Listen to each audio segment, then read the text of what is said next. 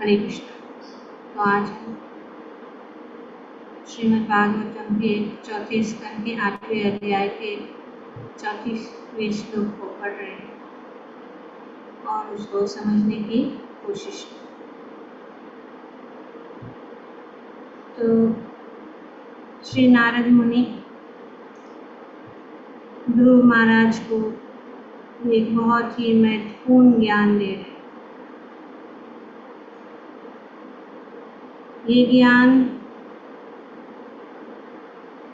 अगर सब में हो या इस ज्ञान को हम समझ लें तो श्री नारद मुनि का ये कथन है या ये कह रहे हैं कि इस भौतिक संसार के त्रिविध ताप कभी भी प्रभावित नहीं होगी। जो इसको जानता है वो इस भौतिक जगत की जो त्रिताप उससे वो मुक्त will be never affected by the threefold miseries of this material. तो ये तीन ताप कौन से हैं?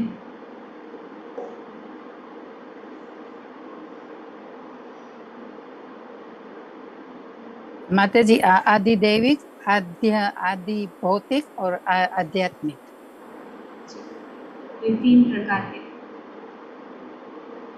आदि दैविक मतलब प्रकृति के द्वारा जो कष्ट हम भोगते हैं इस भौतिक जगत में, ये तीन प्रकार के। अगर हम कष्ट भोग रहे हैं तो ये तीन कारणों से हो रहा है। एक है आदि दैविक, आदि भौतिक। कभी हमने कुछ करते तो दूसरे जो है हमें कष्ट देते। हमने किसी को कुछ कष्ट नहीं दिया लेकिन किसी और ने, तो इसके लिए हम दुख का अनुभव। और दूसरा है हमारे खुद के कारण, अपना मन, अपना शरीर के अंदर बीमारी या जो भी है, या हम किसी से क्रोध रखते हैं, जो भी है अनेक की तीनों कैटेगरीज में जो भी दुख हम इस भौतिक जगत में भोगते हैं ये तीनों। तो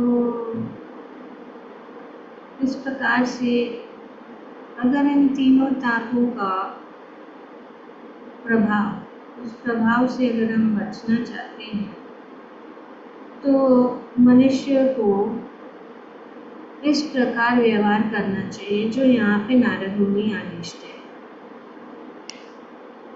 यदि वह अपने से अधिक योग्य व्यक्ति से मिले तो उसे अत्यधिक हर्षित होना चाहिए। ये पहला है।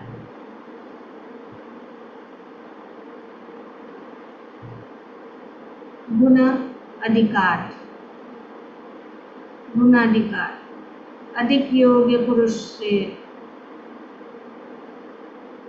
मिले तो मुदा मतलब प्रसन्नता होनी चाहिए। यदि अपने से कम योग्य व्यक्ति से मिले तो उसके प्रति सदैव होना चाहिए। अनुक्रोश मतलब दया दिखानी चाहिए।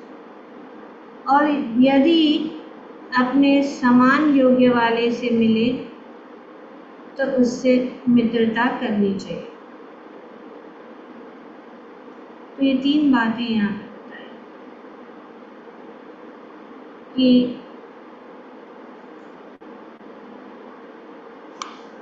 अगर कोई बहुत ही अधिक योग्य व्यक्ति मिलता है तो हर्षित होना चाहिए। अगर कम है तो उनकी प्रति दया दिखानी चाहिए और अगर समान है तो उनसे मित्रता करनी चाहिए। श्री प्रभुपाद जी तात्पर्य में बहुत सुंदर रूप से इसका वर्णन कर रहे हैं क्योंकि भक्ति में आकर भी हमारे अंदर जो अनर्थ है, वो अनर्थ जो है नहीं मिटते, बहुत कठिन है। तो क्योंकि भक्ति का अर्थ है भगवान के प्रति शरणागत और भक्तों का संग। भक्तों का संग बहुत महत्वपूर्ण है भक्ति में। भक्तों के संग में रहने के लिए हमें किस प्रकार से व्यवहार करना चाहिए, ये बहुत महत्वपूर्ण है। तो ये स्वाभाविक है और यह सामान्यतः अपने से अधिक योग्य व्यक्ति को पाकर हम उससे ईर्ष्या करने लगते हैं। तो ये ईर्ष्या हो जाती है। हम देखते हैं भक्तों के बीच में भी ऐसा नहीं है, क्योंकि हम इस भौतिक जगत में हैं और भौतिक जगत के गुणों में हैं। तो इसीलिए ये गुण हमारे ऊपर काम करता है और हम भक्ति में आते हैं तो कभी कभी हमारे भौतिक जो आदतें हैं या भौतिक विचार हैं या भौतिक संस्कार है जो हमारे साथ जाते हैं, तो इसीलिए ये ईर्ष्या हम करते हैं। और ईर्ष्या क्या है? एक अनर्थ है। काम, क्रोध, लोभ, मोह, मद, मत्सर्य, ये सब अनर्थ है। और इस अनर्थ अगर हम में है तो हम भगवान को समझ नहीं पाए। ज्ञान हो सकता है पर हम भगवान को नहीं समझते। तो इसीलिए हमें इनसे बचना।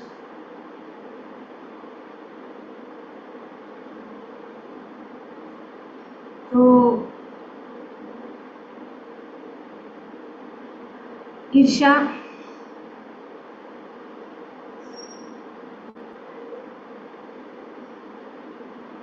क्या है?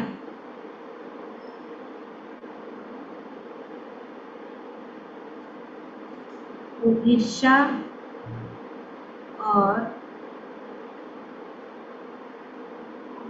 जेलेसी। जेलेसी मतलब जेलेसी का क्या है हिंदी में?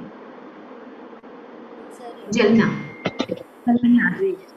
किसी से जलना। माता जी, माता जी आप कुछ बोले? नहीं, द्वेष बोलते, द्वेष। हाँ, द्वेष, द्वेष। द्वेष, हाँ, द्वेष या जलते हैं दूसरों से।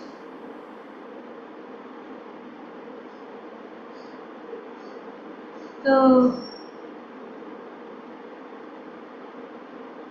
पर इन दोनों में अंतर है। अंतर क्या है? Jealousy means what? What is jealousy? What is meaning jealousy? ईर्ष्या, ईर्ष्या, ईर्ष्या। Okay. Jealousy. How do we identify this? What is the cause? You want something you don't have. तो jealousy है। The fear of losing something or someone to another person, that is jealousy. Envy is losing something that you do not possess. Yes, you have explained this before. Envy is losing something that you do not possess, and jealousy is losing something or someone to another person. The fear of it. fear. That's something that you have. Hmm. And you're afraid of losing it. And that is why jealousy develops. It's something that you don't have. उसके पास है, मेरे पास नहीं, उसको ईर्ष्या कहते हैं। तो ईर्ष्या का अर्थ ये है कि जिसके पास, जैसे उसके पास BMW गाड़ी है, मेरे पास सिर्फ मारुति है, तो अपने पास नहीं है, तो क्योंकि उनके पास वो है तो हम उनसे ईर्ष्या करते हैं, N V.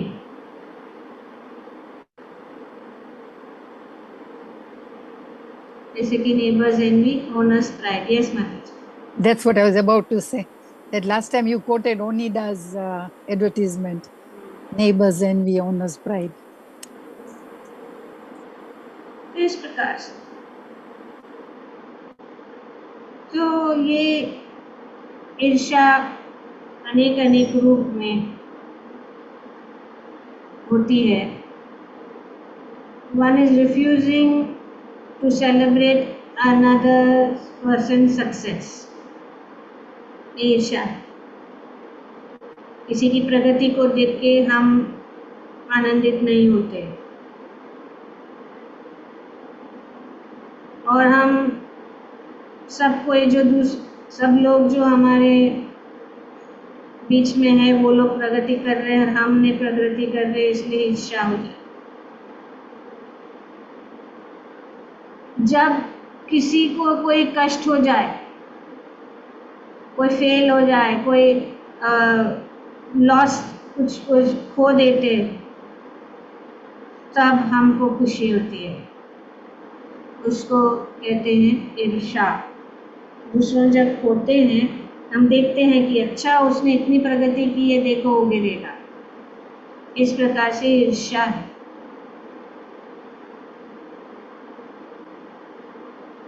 Judging people, scrutinising people, जो लोग कुछ करते हैं, frequently scrutinizing or judging what other people are doing, दूसरे क्या है कर रहे हैं, उनके ऊपर हमेशा अपनी आंखें उसके ऊपर रहती, हमारी आंखें उनके ऊपर रहती है, वो क्या कर रहा है। हम सब कुछ अच्छा कर रहे हैं, लेकिन दूसरों तो ये ईर्ष्या। और अगर किसी का कोई प्रगति होता है तो तुरंत अरे उसने तो प्रगति की, क्योंकि उसका ये था, वो था, उसका हेल्प था, उसका ये किया, उसको इन्फ्लुएंस था। हाँ, yes, trailing, yes. So constantly downplaying or dismissing the success of others.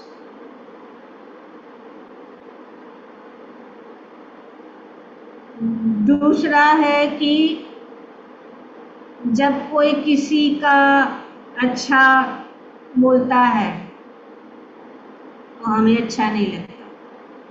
जब किसी का अच्छा बोलता है क्योंकि उसने बहुत प्रगति की है, तो हम सोचते हैं अरे ये इस योग्य नहीं है, ये लोग, तो इसके लिए हम ईर्ष्या करते। Becoming upset when people compliment others' hard work, that is envy. क्योंकि अगर हम ये ईर्ष्या क्या है उसको आइडेंटिफाई नहीं करेंगे, अगर हम नहीं जानेंगे ईर्ष्या का अर्थ क्या है, ईर्ष्या बस ईर्ष्या नहीं, ईर्ष्या में इतनी चीजें आती है, ये जानना बहुत जरूरी है। तो फिर हम जान सकते हैं कि हम कैसे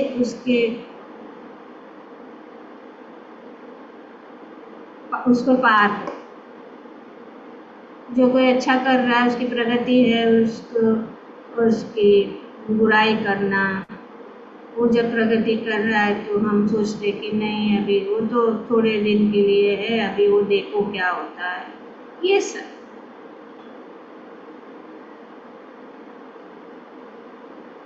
और फिर अंदर ईर्ष्या है लेकिन मुंह पे बोलते अरे बहुत अच्छा बहुत अच्छा, और मन में ऐसे लगता है कि अरे ये तो बोलना है तो बोलेंगे, तो उसको बोलते बोल बच्चन, बोलते हैं मुंह से, बोलते रहते हैं, पर अंदर जो है हृदय में ईर्ष्या रहती है।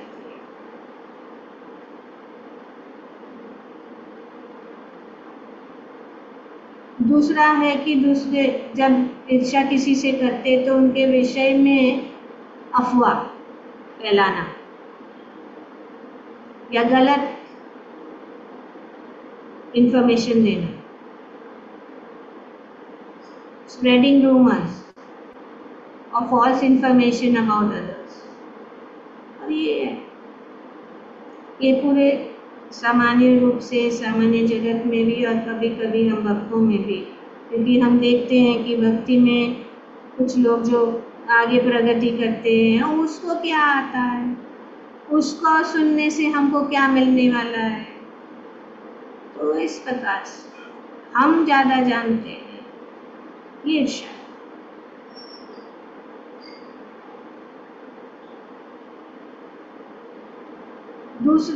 दूसरा ईर्ष्या का एक विभाग है कि उनका नकल करना,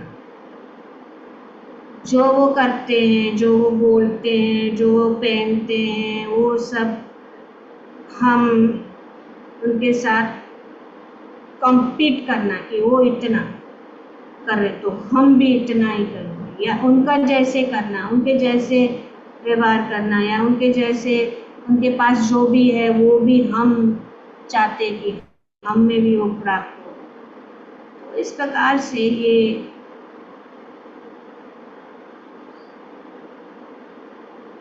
ये सब चीजें ईर्ष्या के, ऐसा ईर्ष्या के रूप में प्रकट होता है, और ये हानिकारक, हमारी भक्ति के लिए ये हानिकारक। कभी कभी हम ईर्ष्या के कारण हम उनको इग्नोर करते हैं,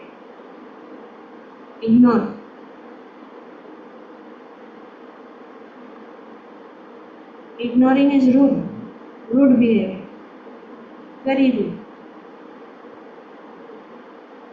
और इससे लोगों को हम दुख देना चाहते हैं उनको इग्नोर करके। तो इस प्रकार से ये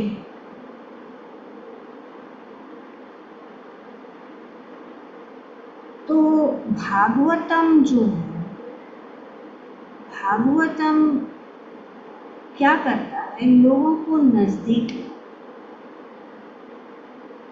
भक्ति लोगों को नजदीक लाती,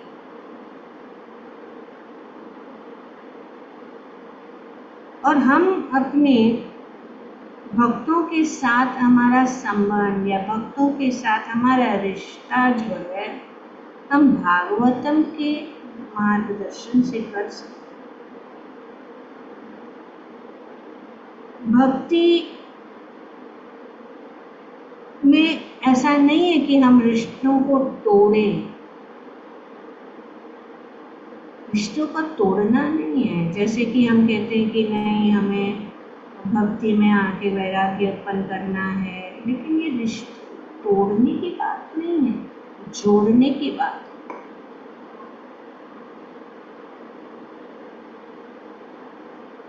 क्योंकि ये बात अगर हम समझ जाए, जैसे कि ममई वांसु जीवलोके जीवभूत सनातन, कि सब जीवात्मा जितने भी है, चाहे वे भक्त है या अभक्त है, भगवान के अंश है।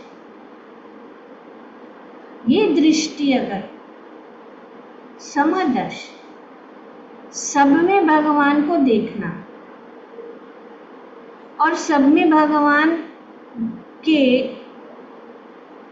गुण है, भगवान उनके अंदर है, भगवान ने अगर वे उनकी प्रगति हो रही तो भगवान की कृपा से, कि भगवान कितने दयालु।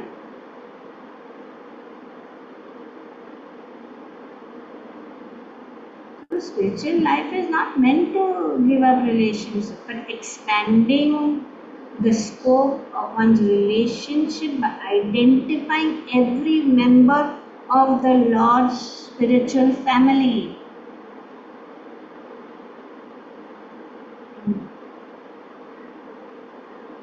ये कुटुंबकम ये ऐसा नहीं है, ये कुटुंब सब भगवान, हम सब एक कुटुंब के फैमिली, बट उनका एक्चुअल तात्पर्य समझना। और सबसे ऊंचा है वो प्रेम।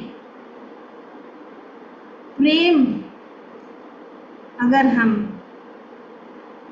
में है कि सब जीवात्माओं के लिए प्रेम,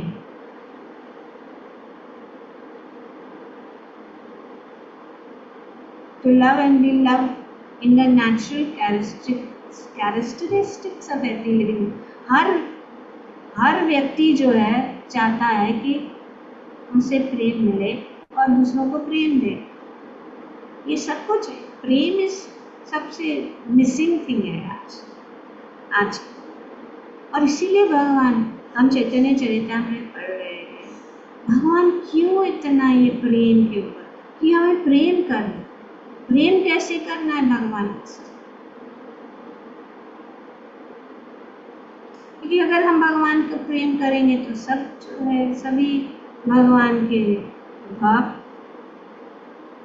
तो इसीलिए श्री चैतन्य महाप्रभु ने यही कहा है, तेनादपि सुनिचेना तरोरपि सहिष्णुना आमानीन मानदेन कीर्तनीय सदा, कि अपने को तृण से भी छोटा समझ और वृक्ष से भी सहिष्णु। आमानीन, अगर कोई मान दे या न दे, सबको मान देने के लिए तैयार रहना चाहिए।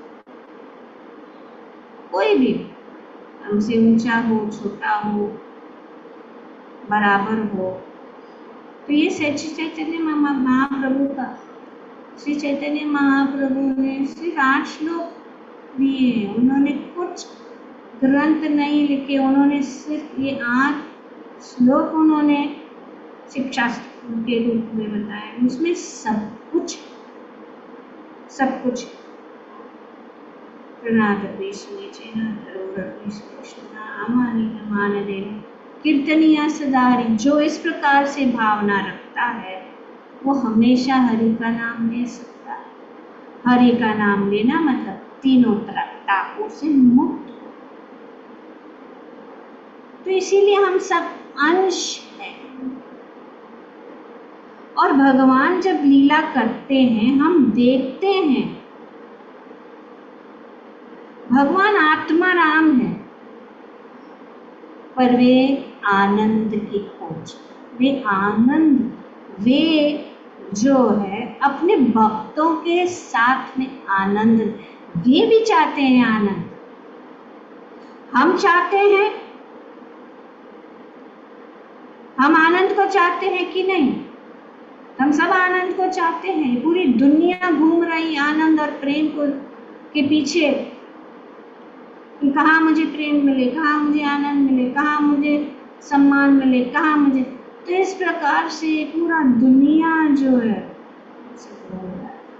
तो क्योंकि हम भगवान के अंश हैं, हम भी आनंद, भगवान सच्चिदानंद है, हम भी सच्चिदानंद है। तो भगवान भी आनंद चाहते हैं, इसीलिए वे चाहते हैं कि उनके भक्तों के साथ वे आनंद का अनुभव। भगवान कहते हैं कि जितना भी मेरे पास ऐश्वर्य है वो मुझे आनंद नहीं देता, मुझे संतुष्ट नहीं करता।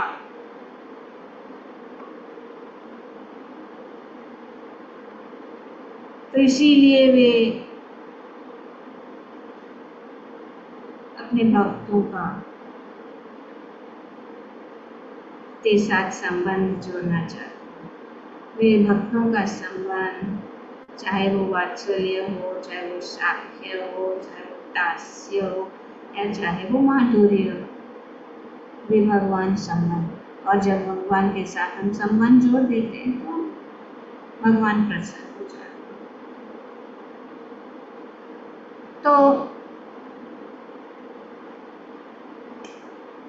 ये लविंग रिलेशनशिप्स होना चाहिए हम भक्तों के बीच में। इस प्रकार से आदान प्रदान जो है ईर्ष्या रहित, राग और द्वेष और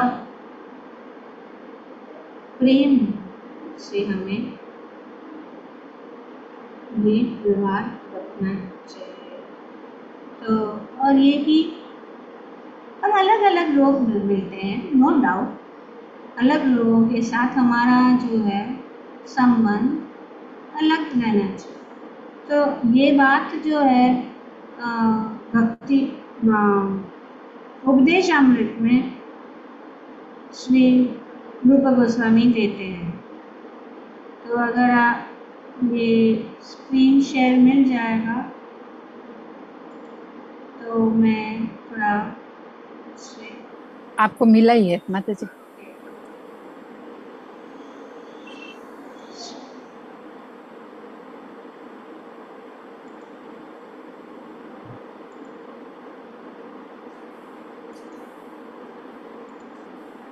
दिखाई दे रहा? जी माता जी। तो इस प्रकार से हम अलग अलग यहाँ पे 3 प्रकार के भक्तों का वर्णन किया जा रहा है जो भक्ति रसामृत से। सिम्टम्स क्या? तो ये प्राकृत सहज्य, प्राकृतिक सहज्य जो है, जिनको भगवान में विश्वास है, कुछ नाम जप भी करता है, पर उनका आकर्षण धन और इंद्र तृप्ति से है, वो कभी नियमों को तोड़ भी देता है। तो उनके साथ कैसे हमें व्यवहार करना, हाउ टू एसोसिएट, मन में उनको रिस्पेक्ट करना, क्योंकि भगवान बताते हैं कि सबको हमें मान देना है, पर ज़्यादा उनके साथ, क्योंकि असत्संग त्याग, असत्संग से ज़्यादा हमें नहीं, पर उनको मान देना चाहिए। और उनके साथ कैसे व्यवहार करना है हमें ज़्यादा, खास करके जो नवदीक्षित भक्त है वे ज़्यादा उनसे किस प्रकार से व्यवहार करना नहीं समझते। तो इसीलिए जो आगे बढ़े हुए भक्त हैं, जो एडवांस डिवोटीज हैं, उनको संग दे सकते, उनको संग देना है, उनके ऊपर दया करना है। और दूसरा है प्राकृत भक्त या कनिष्ठ अधिकारी। वे जो है शास्त्र को पढ़ते नहीं है, वे जो है उनको भक्ति या कैसी करनी है नहीं आता है। वे सिर्फ गुरु को मानते हैं लेकिन अन्य भक्तों को मान नहीं देते। वे सोचते हैं कि मैं सबसे अच्छा भक्त हूँ और दूसरों को मान नहीं देते थे। They do not study the scriptures, do not understand the standard of devotional service, respect only Guru, not other devotees. ये हमेशा puffed up रहते हैं। वो आते हैं तो ऐसे किसी को देखेंगे नहीं, किसी से बात नहीं करना चाहते हैं। वे हमेशा इतने गंभीर रहते हैं और वे ऐसे सोचते हैं कि हम भक्त हैं, बड़े भक्त हैं। और वे अन्य भक्तों को does not offer respect to other devotees, feels he is the best devotee, does not respect others properly, लोगों के साथ उनका व्यवहार ठीक नहीं। तो उनके साथ कैसे? तो उनके साथ जो है उनको हमें सम्मान देना चाहिए, क्योंकि शास्त्र में बताया गया है कि जो भगवान का नाम लेता है, जो भगवान का नाम एक बार भी लेता है तो उसको हमें सम्मान देना चाहिए, क्योंकि वो अभक्त से बहुत ऊंचा है। तो एक बार भी नाम, तो अगर वो भक्त है तो नाम तो लेता है, इतना सारा नाम ले रहा है। तो इसीलिए हमें उनका जो है संग को सहन करना चाहिए। और उनको मौका देना चाहिए कि वे भक्ति में आगे बढ़ें। उनको हमें सहायता करनी चाहिए, उनको हमें शिक्षण देना चाहिए कि किस प्रकार से भक्ति क्या है। उनको हमें, जैसे हमारा सत्संग होता है, क्लास होता है, उनको बुलाकर उनको ये ताकि वे समझ सकें। तो हरिनाम भक्त, मध्यम या क्या कहते हैं, कनिष्ठ भक्त यहाँ पे लिखा है। वे बहुत ही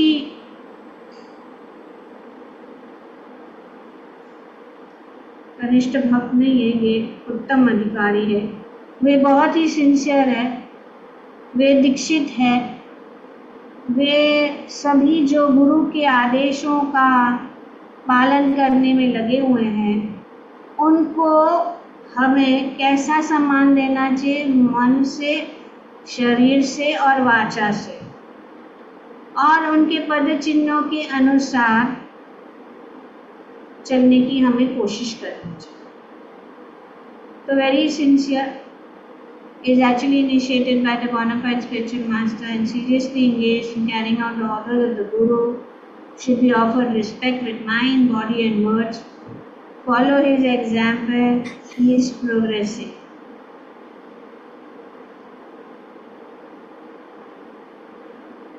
आगे है मध्यम भक्त। Offers his love to God, preaches to innocent and ignorant, avoids envious and atheists, is friendly with devotees and serves them.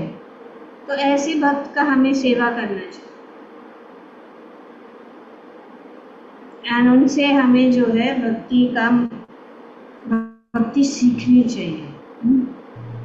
तो ये यहाँ पे श्री उपदेश अमृत में बहुत डिटेल में है, ये तो शॉर्ट में है और थोड़ा I just found this presentation on the net, so I shared. तो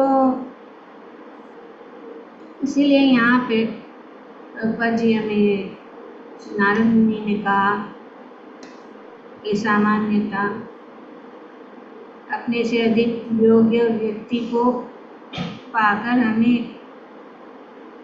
ईर्ष्या करने लगते हैं, तो ये हो जाता है। तो अपने से कम योग्य व्यक्ति से मिलने पर हम उसका उपहास करते हैं। हाँ, इसके लिए एक्चुअली जो ऐसा नहीं करना चाहिए, क्योंकि हम सोचते हैं उनसे तो उनका उपहास करते हैं, उनको नीचे गिराने की कोशिश है, तुमको तो कुछ आता नहीं है, बुद्धू हो, तुम्हें कुछ पता नहीं है।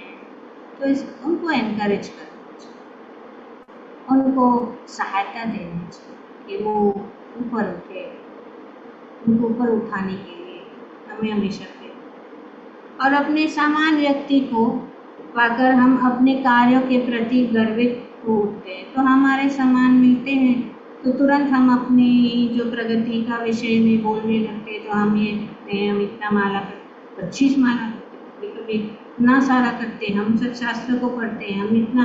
तो ये सब हम जो है अवॉइड करना चाहिए। ये ही सभी भौतिक कष्टों के कारण है। तो अगर हम आध्यात्मिक प्रगति का एक रहस्य है, या किसी भी फील्ड में जो भी हम प्रगति करते हैं ना, दूसरों के सामने हमें ज़्यादा उसका प्रदर्शन नहीं करना चाहिए। क्योंकि अगर हम प्रदर्शन करेंगे तो फिर हम उसका लाभ भी चला जाता है और फिर हम नीचे गिर सकते हैं, क्योंकि दूसरों की दृष्टि हमारे ऊपर पड़ जाती है।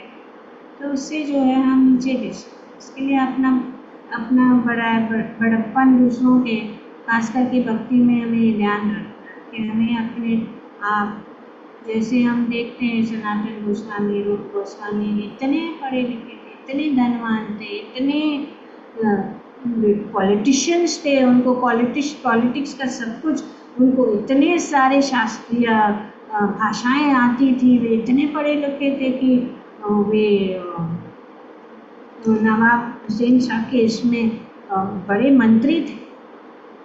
और उन्हें सब कुछ त्याग दिया। और जब वे चैतन्य महाप्रभु के सामने आए तो उन्होंने जो है अपने दांत तृण दंतक खोले। तृण मतलब घास के टुकड़े दांत में लेकर भगवान के चरणों में वे दंडवत हो। इतने अमीर थे, इतने ज्ञानवान थे, इतने सब कुछ थे, पर भगवान के साथ उन्होंने अपना सब जो है भौतिक पटु चीज को सब भूलकर भगवान के दास थे। तो हमें अपने इतने भी ज्ञानी हैं, हमें अपना ज्ञान को दूसरों के सामने जब तक हमें बोला नहीं जाता तब तक हमें बोलना नहीं चाहिए। हमें अपने ज्ञान के हम हमेशा जो भी थोड़ा ज्ञान होता है हम हमेशा तैयार हो जाते हैं इस प्रकार से बताने के लिए। हमें भक्ति में ऐसा नहीं, हमें नम्र रहना। जब तक हम बोलने के मौका नहीं दिया जाता हमें धैर्य रखना है। और इस प्रकार से हम इन सब चीज़ों से ये भौतिक कष्ट का फिर हम सोचते अरे हमको मौका नहीं दिया, नहीं मिला ना। पॉइंट क्या है, किसी ने पॉइंट बोल दिया बस वही थी, बस वो कुछ हमें अभी हम पता है, हम भी जानते हैं, ये सब नहीं। इसीलिए नारद मुनि ने उपदेश दिया कि भक्त को संयत भाव से आचरण करना। तो श्री नारद मुनि कि हमें हमारा आचरण अच्छा रहना चाहिए, सही रहना है। दूसरों की ईर्ष्या, अपने से अधिक योग्य व्यक्ति से द्वेष करने की अपेक्षा उनका प्रसन्नता पूर्वक स्वागत करना चाहिए। तो ये किसी भी भक्त के लिए, सब भक्त जो भक्त है उनको हमेशा प्रसन्नता पूर्वक उनका स्वागत करना चाहिए, चाहे वो अधिक योग्य व्यक्ति हो या नहीं। अधिक व्यक्ति को हमें जो है उनको अपने मन, अपने शरीर और अपने वाचा से उनको सत्कार करना चाहिए। पर भक्त को ऐसा नहीं होना चाहिए कि उसने मुझे मान नहीं दिया, तो इसीलिए अमानी न मान देना कीर्तनिया सदा है। कम योग्य व्यक्ति की पीड़ा पहुँचते के बजाय उस पर दयामय होना चाहिए जिससे वह उचित स्तर तक उठ सके। इसका हमने ऑलरेडी बताया। और जब समान गुण वाले किसी व्यक्ति से भेंट हो तो उनके समक्ष अपने कार्यकलापों के प्रति गर्व प्रकट न करके उनके साथ मित्र तथा व्यवहार करना चाहिए। मनुष्य को चाहिए कि जो श्री कृष्ण को भूल जाने के कारण कष्ट भोग रहे हैं उन सब पर दया भाव रखे। इस प्रमुख कार्यों से मनुष्य इस जगत में सुखी बन सकता है। ग्रंथराज श्रीमद् भागवतम की जय। ओम तत्सत। Thank you very much. Sorry थोड़ा समय से अधिक हो गया, पर आज संडे है तो हॉलीडे